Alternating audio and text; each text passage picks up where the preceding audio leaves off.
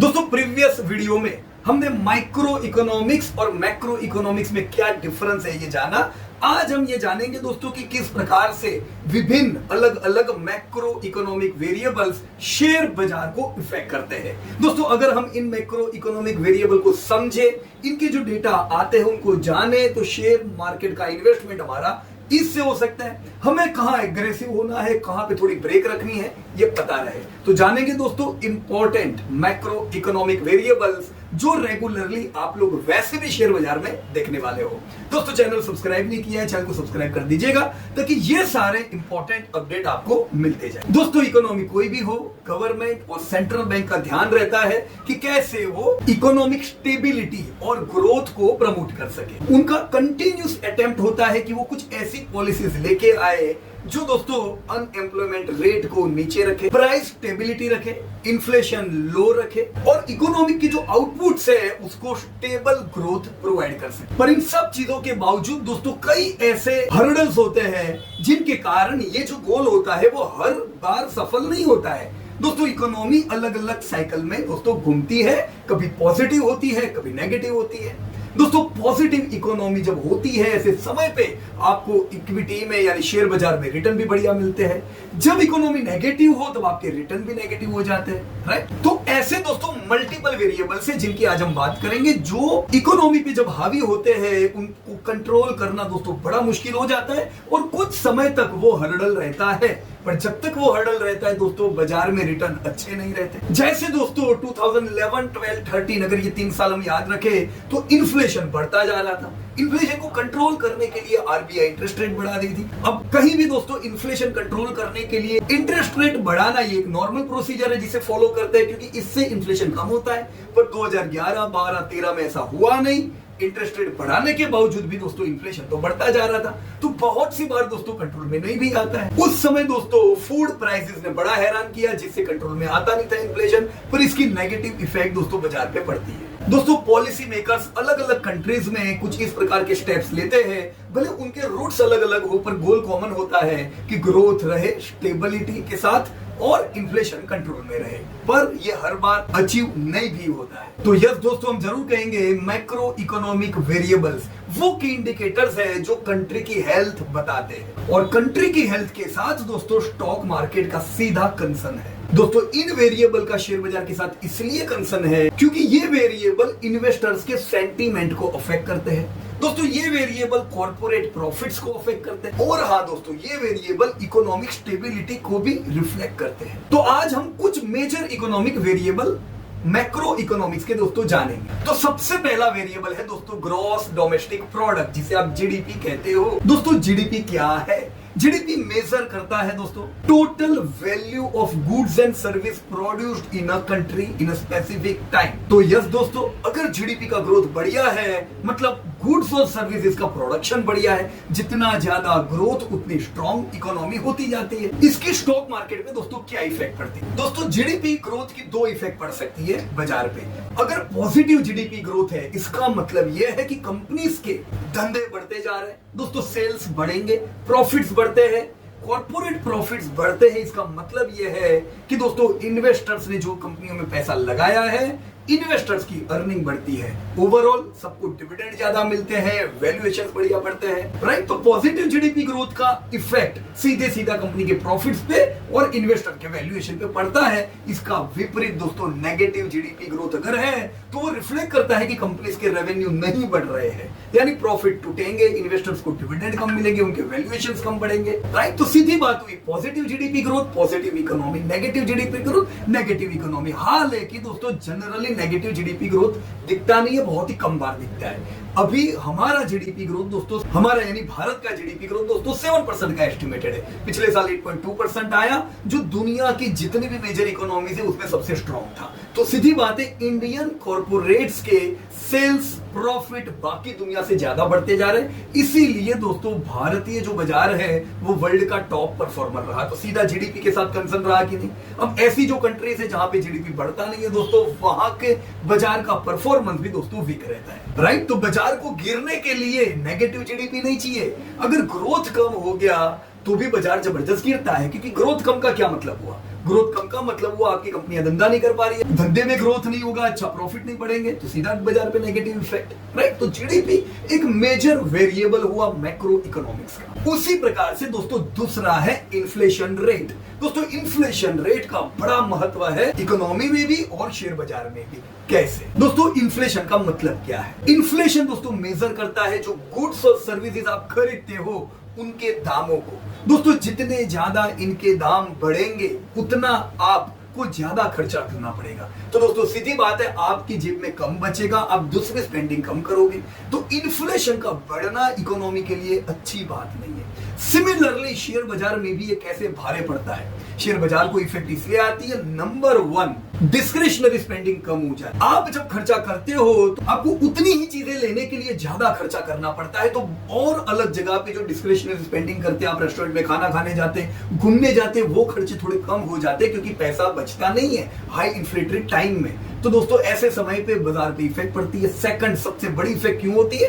क्योंकि जो कॉर्पोरेट्स है उनके भी खर्चे होते हैं। दोस्तों कॉर्पोरेट्स को भी रॉ मटेरियल लाना होता है, उनके लिए भी फ्यूल के कॉस्ट बड़े होते हैं। कॉर्पोरेट्स का क्या होता है, जैसे इन्फ्लेशन बढ़ता है उनके खर्चे बढ़ जाते हैं, खर्चे बढ़ने से प्रॉफिट कम हो जाते हैं। तो सीधी बात है, जितना इन्फ्लेशन बढ़ेगा उतने प्रॉफिट्स कम होंगे। एज अ इन्वेस्टर प्रॉफिट कम मतलब मेरा डिविडेंड कम, मेरी वैल्यू कम बढ़ेगी। तो इसीलिए जब जब इन्फ्लेशन राइज होता है बाजार दोस्तों उसका नेगेटिवली चलता है और बाजार पे उसकी नेगेटिव इफेक्ट पड़ती है। आपने कोविड के बाद देखा होगा कि बाजार जबरदस्त चले, पर जैसे रशिया यूक्रेन का वॉर हुआ, उस वॉर के कारण इन्फ्लेशन हाई हुआ क्योंकि दो कंट्रीज कुछ चीजों को पूरी दुनिया में देते थे। अब वॉर के कारण डिसरप्शन हो जाता है, ट्रेड होते नहीं, तो हुआ क्या, महंगाई बढ़ गई, महंगाई बढ़ी, प्रॉफिट्स टूटे, आपका बाजार टूटा। अगर आपका पहले से ध्यान हो दोस्तों, जीडीपी पे ध्यान है, इन्फ्लेशन पे ध्यान है, तो क्या होगा दोस्तों, आपको प्रॉपर पता रहेगा कि चैलेंजेस कब तक है साथ में। दोस्तों पूरा 1.5 साल जब तक इन्फ्लेशन महंगा रहा, बाजार गिरता चला गया। अगर आप इन्फ्लेशन को ट्रैक करते तो आपको ध्यान रहता कि मुझे कहां पे एग्रेसिव होना है, कहां पे ठंडा रहना है, राइट। इतना बढ़िया जीडीपी ग्रोथ होने के बावजूद भी दोस्तों इन्फ्लेशन हमारे प्रॉफिट खा गया और आपका बाजार गिरा। अब जब पिछले साल इन्फ्लेशन डाउन आया, आपके प्रॉफिट सीधे बढ़े, दोस्तों आप सबके डिविडेंड बढ़े, तो बाजार ने कितना बढ़िया रिटर्न दिया। तो सीधा कनेक्शन है कि नहीं जीडीपी और इन्फ्लेशन का बाजार से? ध्यान रखने दोस्तों, जीडीपी का डेटा हर 3 महीने में 2 महीने के लेग के साथ पब्लिश होता है। अभी ये वीडियो जुलाई एंड में रिकॉर्ड हो रहा है दोस्तों, अगस्त एंड में आपको Q1 के डेटा मिलेंगे। यानी अप्रैल में, जून में भारत ने क्या प्रोड्यूस किया उसके डेटा आपको कब मिलेंगे? अगस्त के एंड में मिलेंगे दोस्तों, राइट। तो इसको ध्यान से देखो ताकि पता रहे ग्रोथ कैसा है। इन्फ्लेशन के डेटा दोस्तों हर 12 तारीख को पब्लिश होते हैं, तो ये महीने की 12 तारीख को देखना कि महंगाई बढ़ के आई कि कम होके आई। तीसरा इंपॉर्टेंट मैक्रो इकोनॉमिक वेरिएबल है दोस्तों इंटरेस्ट रेट्स। जी हाँ दोस्तों, इंटरेस्ट रेट्स बाजार पे ट्रिगर करते हैं पॉजिटिव नेगेटिव। कैसे? पहला तो इंटरेस्ट रेट का डेफिनेशन क्या है, what is interest rate? So interest rates are cost of borrowing the money. मुझे अगर पैसा चाहिए तो मुझे कितना इंटरेस्ट देना पड़ेगा वो पैसे को पाने के लिए। So interest rates are cost of borrowing the money which is set by central banks, right. ये सेंट्रल बैंक यानी आरबीआई इंडिया में डिसाइड करती है कितना इंटरेस्ट रेट रखेंगे। अब इसकी इफेक्ट क्या पड़ती है शेयर बाजार पे? सबसे पहले दोस्तों राइजिंग इंटरेस्ट रेट, जब इंटरेस्ट रेट बढ़ रहे होते हैं तब नेगेटिव इफेक्ट पहली आप पे क्या पड़ती है दोस्तों? आपके ईएमआई बढ़ जाते हैं। तो अगेन वही बात हुई कि आपको जो लोन ली हुई है उस पे ज्यादा पैसा भरना पड़ता है, कम डिस्क्रिशनरी स्पेंडिंग बचता है, तो आप छुट्टियां मनाना, कपड़े खरीदना, रेस्टोरेंट पे जाना वो थोड़ा कम कर देते हो। तो इसकी हाई इंटरेस्ट रेट की इफेक्ट सीधे सीधी अलग अलग चीजों पे दोस्तों पड़ती है, कंजप्शन पे पड़ती है। सिमिलर वे में दोस्तों इंटरेस्ट रेट जब बढ़ रहा होता है, आपकी जो कंपनीज जहां पे आपने निवेश किया हुआ है उन्होंने भी डेप्ट ली होती है। तो कई कंपनीज दोस्तों डेप्ट फ्री होती है, तो खुशी की बात है, पर ऐसे कई सेक्टर है जहां पे आप डेप्ट फ्री रह नहीं सकते हो, हाई कैपेक्स चाहिए। तो ऐसे सेक्टर पे दोस्तों इंटरेस्ट रेट बढ़ने के कारण उनका इंटरेस्ट पेमेंट बढ़ जाता है। अब सीधी बात है दोस्तों, अगर इंटरेस्ट पेमेंट का खर्चा बढ़ेगा तो आपका प्रॉफिट घटेगा। तो जितना इंटरेस्ट रेट बढ़ता जाएगा प्रॉफिट्स डाउन आते जाएंगे। अगेन प्रॉफिट डाउन का मतलब कम डिविडेंड, आपके पास कम वैल्यू बढ़ेगी। तो सीधी बात है इंटरेस्ट रेट बढ़ते हैं, ये इकोनॉमी के लिए अच्छी बात नहीं है, खासकर ऐसी कंपनीज दोस्तों जो ज्यादा डेट लेके बैठी हुई है। इसी का उल्टा इंटरेस्ट रेट जब डिक्रीज होते हैं दोस्तों तो इसकी पॉजिटिव इफेक्ट बाजार पे पड़ती है। जैसे पहली चीज आप एक उदाहरण ले लो, बैंक्स। अब बैंक्स का तो रॉ मटेरियल है मनी। बैंक हुई, एनबीएफसी कंपनीज हुई जो दूसरों को लोन देती है, मैं दूसरों को लोन देता हूं पर मुझे भी तो पैसा लाना पड़ेगा। अब मुझे खुद को कॉस्ट ऑफ बोरोइंग जिसे कहते हैं, मुझे खुद को अगर फंडिंग महंगा मिलेगा तो मैं महंगा ही दूंगा, पर जरूरी नहीं है जितना महंगा मिल रहा है वो पूरा मैं पास कर सकूं, क्योंकि कंपटीशन भी है बाजार में। तो होता क्या है दोस्तों, मेरा मार्जिन डिक्रीज हो जाता है जिसे स्प्रेड कहते हैं। मैं कितने में इंटरेस्ट लूं, कितने में दूं, ये स्प्रेड डिक्रीज होने पे बैंकिंग, फाइनेंस कंपनीज, इन लोगों के लिए नेगेटिव होता है, प्रॉफिट इनके कम होते हैं। अभी के सिनेरियो में यही हाल है, पर जैसे जैसे इंटरेस्ट रेट घटेंगे बैंक्स, फाइनेंशियल कंपनीज के प्रॉफिट बढ़ेंगे। क्यों? क्योंकि उनके लिए स्प्रेड इंक्रीज होगा। सिमिलर वे में दोस्तों कंपनीज जिनको इंटरेस्ट पेमेंट बढ़ा देना पड़ता है उनके भी प्रॉफिट बढ़ेंगे। इंडिविजुअल्स ईएमआई घटेगी तो उनको भी और डिस्क्रिशनरी स्पेंडिंग कर पाएंगे। सो ओवरऑल इंटरेस्ट रेट बढ़ा तो इकोनॉमी के लिए, शेयर बाजार के लिए बुरी चीज थी। इंटरेस्ट रेट घटे तो कई अलग अलग सेक्टर के लिए एक पॉजिटिव न्यूज बन के आता है, राइट? तो मुझे बताना आप कमेंट बॉक्स में कि इन्फ्लेशन बढ़ने से सबसे ज्यादा नेगेटिव इफेक्ट किन सेक्टर पे पड़ सकती है, कौन सी कंपनी है जिनमें इन्फ्लेशन की बड़ी इफेक्ट होती है। मुझे आप चैट बॉक्स में बताना कि इंटरेस्ट रेट घटने पे, अभी तो बढ़े हुए हैं, घटने पे कौन से सेक्टर पे पॉजिटिव इफेक्ट पड़ेगी, राइट? तो ये भी एक काम का वेरिएबल हुआ कि नहीं दोस्तों। इसलिए आरबीआई की जो मीटिंग होती है मॉनेटरी पॉलिसीज को अटेंड करने की, उससे अपने को पता चलता है कि भाई इंटरेस्ट रेट बढ़ रहा है कि घट रहा है। Alright friends, fourth and important variable is unemployment rate. दोस्तों अनएम्प्लॉयमेंट के डेटा भी देखते रहने चाहिए, काम क्या है। जैसे भारत में दोस्तों साल की 80 लाख जॉब चाहिए, इतना यंग कंट्री है इंडिया, तो 80 लाख जॉब इस साल की, नेक्स्ट 10 ईयर में 8-10 करोड़ तो जॉब चाहिए होगी। अब लोगों को जॉब्स मिलेगी तो हम कहेंगे अनएम्प्लॉयमेंट रेट नीचे आता जा रहा है। ये आपको पता कैसे चलेगा दोस्तों? इसके भी डेटा पब्लिश होते हैं कि भी अभी भारत में जॉब्स का क्या हाल है।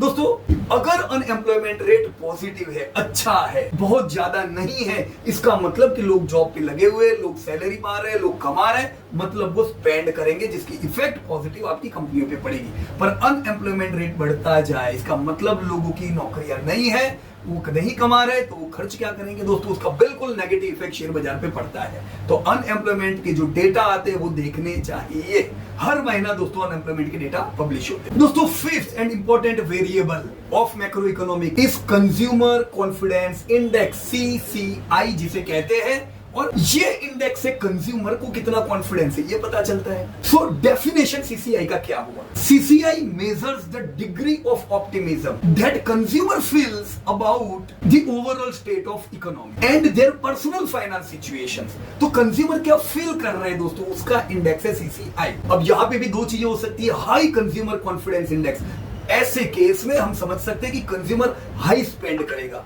हाई स्पेंडिंग का मतलब high revenue, high profit and positive on stock market. पर जब कंज्यूमर कॉन्फिडेंस इंडेक्स लो है, इसका मतलब कंज्यूमर को कॉन्फिडेंस नहीं है, लो कंज्यूमर स्पेंडिंग रहेगा, लो रेवेन्यू रहेंगे, प्रॉफिट टूटेंगे, बाजार के लिए नेगेटिव, राइट फ्रेंड्स? तो कंज्यूमर कॉन्फिडेंस के डेटा भी मंथली पब्लिश होते हैं, आप लोग देख सकते हो। Friends six macro economic variable exchange rate. So exchange rates measures the value of country's currency with another country's currency। अब अगर हमारी करेंसी दोस्तों स्ट्रॉन्ग होती जा रही है, इसका पॉजिटिव हुआ कि नेगेटिव हुआ? दोस्तों यहाँ पे दोनों वेरिएबल हो सकते हैं, right? Strong domestic currency, weak domestic currency. दोस्तों स्ट्रॉन्ग डोमेस्टिक करेंसी हो तो ओवरऑल इकोनॉमी के लिए दोस्तों ये बड़ी पॉजिटिव बात है। जैसे एक समय था कि एन्युअली 3-3.5% से हमारी करेंसी डिवैल्यू होती थी, तो जब हमारी करेंसी 3-3.5% से दोस्तों डिवैल्यू होती थी तो उस केस में हम दूसरी कंट्रीज के मुकाबले दोस्तों नीचे आते जाते। मतलब अगर हमें हमारी इनकम को उनकी कंट्री से कंपेयर करना होगा तो हमारी इनकम तो बड़ी लो दिखाई देगी। दोस्तों ये पॉजिटिव है एक्सपोर्ट करने वाली कंपनीज के लिए, क्योंकि जब आप एक्सपोर्ट करते हो, जैसे हमारी आईटी कंपनीज एक्सपोर्ट करती है, तो आपको पैसा डॉलर में आता है, तो उनके लिए तो बड़ी पॉजिटिव बात है अगर डॉलर स्ट्रॉन्ग है। पर ओवरऑल इकोनॉमी के लिए दोस्तों रुपया स्ट्रॉन्ग है, ये ज्यादा अच्छा। तो weak domestic currency overall economy के लिए दोस्तों बुरी है, पर अगेन एक्सपोर्ट करने वाली कंपनी के लिए पॉजिटिव बात है, क्योंकि उनको तो पैसे डॉलर में आए। राइट फ्रेंड्स, कई सेक्टर भी ऐसे होते हैं जो उनके ऊपर डिपेंड होते हैं। जैसे कई फाइनेंशियल कंपनीज होती है जिन्होंने फॉरेन कंट्रीज से पैसा लिया होता है, सस्ते में उनके पास पैसा आता है और वो उसको आगे यहाँ पे लोन के जरिए देते हैं। पर उन्हें अगर डॉलर स्ट्रांग होता जाता है तो उन्हें तो पेमेंट डॉलर में करना है, तो उस केस में फाइनेंशियल इंस्टीट्यूशन के लिए नेगेटिव हो जाता है, जो हमने पास्ट में आरईसी पीएफसी जैसी कंपनीज में भी देखा है। उसी प्रकार से जैसे एयरलाइन की कंपनीज हुई, वो रेंट पे लाते हैं दोस्तों प्लेन, उन्हें तो रेंटल दोस्तों डॉलर में पे करना है, तो डॉलर बढ़ता जाएगा तो एयरलाइन के लिए भी नेगेटिव है, right. Seventh macro economic variable, government fiscal policy. दोस्तों गवर्नमेंट फिस्कल पॉलिसी यानी क्या? Fiscal policy involves government spending, यानी गवर्नमेंट किधर स्पेंड करेगी और गवर्नमेंट पैसा किधर से लाएगी, यानी कितना टैक्स करेगी। दोस्तों दोनों चीजें इंपॉर्टेंट है। अब स्पेंडिंग भी चाहिए, हम चाहते हैं कि भी एजुकेशन पे स्पेंड हो चलो 3-1% रुपया, हम चाहते हैं दोस्तों हेल्थ केयर पे स्पेंड हो 4-5% रुपया, हम चाहते हैं डिफेंस पे स्पेंड हो, हम चाहते हैं इंफ्रा पे स्पेंड हो। अब ये सब जगह पे अगर हम स्पेंडिंग चाहते हैं तो सामने रुपया भी तो देना पड़ेगा टैक्स के रूप में। अब अगर ये टैक्स बढ़ता जाए तो भी उसकी नेगेटिव इफेक्ट आती है। तो गवर्नमेंट फिस्कल पॉलिसी में भी दो वेरिएबल आ जाते हैं। एक हुई एक्सपांशनरी फिस्कल पॉलिसी, जैसे हमने पिछले कुछ सालों में देखा कि जबरदस्त स्पेंडिंग इंफ्रा पे किया है, जबरदस्त स्पेंडिंग डिफेंस पे किया है, इसे कहते हैं दोस्तों एक्सपांशनरी फिस्कल पॉलिसी। क्योंकि रेवेन्यू एक्सपेंडिचर दोस्तों शॉर्ट टर्म अच्छा लगता है, कैपिटल एक्सपेंडिचर जो करते हैं डैम बनाने में, पुल बनाने में, रोड एयरपोर्ट बनाने में, दोस्तों ये लॉन्ग टर्म काम करता है, इसकी लॉन्ग टर्म इफेक्ट आती है। तो ये हुई एक्सपांशनरी पॉलिसीज। दोस्तों जब आप टैक्स कट किए गए थे कॉर्पोरेट्स के, ये अगेन क्या हुआ दोस्तों, एक्सपांशनरी पॉलिसी हुई जहां पे टैक्स कट किए जिससे कॉर्पोरेट्स के प्रॉफिट बढ़े। अगेन कॉर्पोरेट के प्रॉफिट बढ़ने का मतलब आपकी डिविडेंड अर्निंग बढ़ी, आपके वैल्यूएशंस बढ़े। इसका उल्टा हो सकता है दोस्तों दूसरा वेरिएबल, कॉन्ट्रैक्शन वाली fiscal policy. So what is contracting fiscal policy? Reduced government spending. दोस्तों गवर्नमेंट का स्पेंडिंग कम हो, रिड्यूस्ड हो, दोस्तों कोई इंफ्रा पर काम होगा नहीं, जो ओवरऑल इकोनॉमिक ग्रोथ को कम कर देता है, कंपनी के प्रॉफिट्स को कम कर देता है दोस्तों, और आपके बाजार पे उसकी बिल्कुल नेगेटिव इफेक्ट पड़ती है। 8 macro economic variable, monetary policy, जो कौन तय करता है? जैसे फिस्कल पॉलिसी गवर्नमेंट तय करती है, मॉनेटरी पॉलिसी तय करता है दोस्तों central bank RBI. So what is monetary policy? Monetary policy involves the central banks management of interest rate and money supply. दोस्तों मॉनेटरी पॉलिसी में खासकर आप देखोगे कि इन्फ्लेशन को टारगेट किया जाता है, इन्फ्लेशन घटाने के लिए बातें होती है, ग्रोथ बढ़ाने के लिए बातें होती है, कुल मिला के इंटरेस्ट रेट कैसा रखा जाए उस पे बातचीत होती है। तो यहां पे भी दोस्तों दो बातें हो सकती है मॉनेटरी पॉलिसी में। एक हुई एक्सपांशनरी मॉनेटरी पॉलिसी। दोस्तों जब इंटरेस्ट रेट घटते हैं, इसे एक्सपांशन वाली मॉनेटरी पॉलिसी कहते हैं। जब इंटरेस्ट रेट घटते हैं वो बूस्ट करते हैं दोस्तों कंज्यूमर स्पेंडिंग को और ज्यादा, इकोनॉमिक ग्रोथ बूस्ट करता है ये, क्योंकि इससे कंपनी के प्रॉफिट्स बढ़ते हैं, इंडिविजुअल लोगों के पास पैसे बढ़ते हैं, वो ज्यादा निवेश भी करते हैं, ज्यादा स्पेंड भी करते हैं। इसका उल्टा हुआ कॉन्ट्रैक्शन वाली मॉनेटरी पॉलिसी, जो अभी दुनिया भर में चल रही है, मतलब इंटरेस्ट रेट बढ़ते जाते हैं। जो हुआ दोस्तों नेगेटिव इंडिविजुअल्स और कॉर्पोरेट्स के लिए, खास करके शेयर बाजार के लिए नेगेटिव। दोस्तों ये समय भारत के लिए इसलिए हम बहुत बढ़िया कहते हैं क्योंकि ये वो समय था दोस्तों जो समय पे दुनिया भर में ग्रोथ कम है, यानी हम एक्सपोर्ट कम कर पा रहे हैं। दुनिया भर में दोस्तों इन्फ्लेशन से जूझ रहे थे पिछले साल, जिससे इंटरेस्ट रेट बढ़े।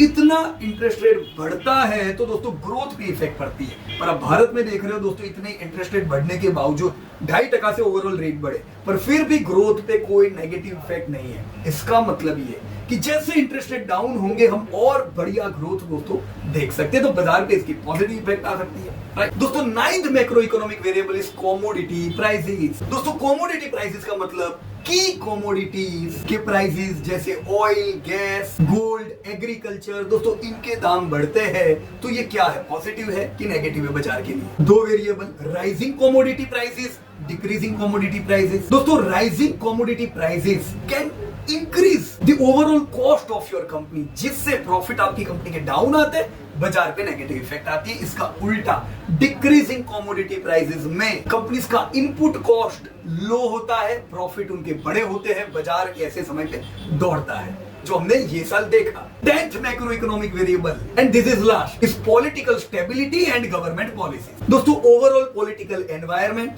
कैसा है और गवर्नमेंट की पॉलिसीज कैसी है। अगर दोस्तों पॉलिटिकल एनवायरनमेंट स्टेबल नहीं है तो इनस्टेबल गवर्नमेंट में आप पॉजिटिव इकोनॉमिक ग्रोथ की उम्मीद नहीं रख सकते हो। अब इंडिया हुआ, यूएस हुआ, दोस्तों हम सब लोग इलेक्शन करके सिलेक्ट करते हैं, राइट। तो ये एक प्रोसेस हुई, पर यही वो कुछ कंट्रीज है जहां के बाजार भी दोस्तों बढ़िया परफॉर्म करते हैं, क्योंकि जब आप इलेक्शन करके रिप्रेजेंटेटिव सिलेक्ट करते हो तो उनको भी प्रेशर रहता है परफॉर्मेंस का, वो भी परफॉर्म कर सकते हैं। वो परफॉर्म नहीं करेंगे तो उनकी सरकार तो रहेगी नहीं, राइट। पर ओवरऑल इकोनॉमिक स्टेबिलिटी राज्य को ग्रोथ देने के लिए जरूरी है, देश के लिए जरूरी है, और बाजार भी दोस्तों उसी को रिफ्लेक्ट करता है। आपने देखे होंगे अभी इलेक्शन, जैसे बीजेपी की seats come I minimum requirement से, बाजार कैसा एक ही दिन में जबरदस्त गिरा था। पर जिस प्रकार से उन्होंने दो अलग अलग पार्टीज के साथ अलियांस करके सरकार बनाई, बाजार जबरदस्त चला क्योंकि लोगों को कॉन्फिडेंस था कि सरकार ये चलेगी, राइट। तो गवर्नमेंट की स्टेबिलिटी बहुत जरूरी है बाजार के लिए, और गवर्नमेंट की पॉलिसी जरूरी है दोस्तों बाजार की, राइट फ्रेंड्स। अलग अलग वेरिएबल क्या है? स्टेबल पॉलिटिकल एनवायरनमेंट, ये इंक्रीज करता है इन्वेस्टर के कॉन्फिडेंस, और जिससे दोस्तों बाजार बढ़ता है। इसका उल्टा पॉलिटिकल अनसर्टेनिटी इन्वेस्टर के कॉन्फिडेंस को डगमगा देता है, बाजार गिरता है। पॉलिसीज में होती है फेवरेबल गवर्नमेंट पॉलिसीज, जिस पॉलिसीज के कारण कॉर्पोरेट्स के प्रॉफिट्स बढ़े, कॉर्पोरेट्स की अर्निंग बढ़े, बाजार के लिए बड़ी अच्छी चीज है। उसी प्रकार से हुई अनफेवरेबल गवर्नमेंट पॉलिसीज, जहां पे कॉर्पोरेट्स के प्रॉफिट टूटे, तो कॉर्पोरेट्स के प्रॉफिट टूटेंगे तो आपके बाजार के लिए तो बिल्कुल नेगेटिव है, राइट फ्रेंड्स। ये जो आज हमने मैक्रो इकोनॉमिक वेरिएबल्स की बात की, इन सारे वेरिएबल्स की अनाउंसमेंट अलग अलग समय पे होते रहते हैं और हम लोग भी आपके साथ शेयर करते हैं। पर हम करें नहीं करें, आपका ध्यान अगर इन वेरिएबल्स पे हो तो बाजार का ट्रेंड क्या है, extremely bullish, bullish, neutral, bearish, extremely bearish, ये स्टांस कर सकते हो। और जितना ज्यादा बुलिश उतना ज्यादा आप स्टॉक में रह सकते हो, जितना ज्यादा बेयरिश, ऐसे समय पे कैश में भी रहना जरूरी होता है, क्योंकि जब वेरिएबल नेगेटिव आते जाए वो आपके बाजार को लॉन्ग टर्म दोस्तों हर्डल दे सकते हैं। तो आप एज अ निवेशक कैश और शेयर ये दोनों में कितना बैलेंस रखेंगे, ये किस पे डिपेंड है दोस्तों, ये अलग अलग मैक्रो इकोनॉमिक वेरिएबल पे। तो मुझे उम्मीद है दोस्तों आज का जो हमारा जो सेशन रहा ये जरूर आपको काम लगेगा समझने में different macro economic variables. Thank you very much and जय हिंद टू एवरीबॉडी। धन्यवाद।